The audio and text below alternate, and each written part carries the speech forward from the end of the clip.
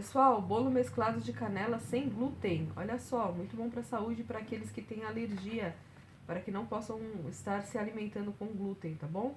Então aqui no nosso site receitadoce ou salgada.com.br, tá? Eu vou pedir para que vocês acessem o nosso blog. O link vai estar aqui na descrição para que vocês possam ter acesso a essa deliciosa receita e muito simples de ser feita, tá? Então, vamos lá! Com essa combinação irresistível de massa branca, de canela, este bolo é úmido, macio e cheio de sabor. Vamos aprender a fazer essa delícia? Então, eu peço que vocês acessem o nosso site para que vocês tenham acesso. Está tudo aqui ó, na descrição, muito fácil de fazer. Espero que vocês gostem e até a próxima receita. Até mais!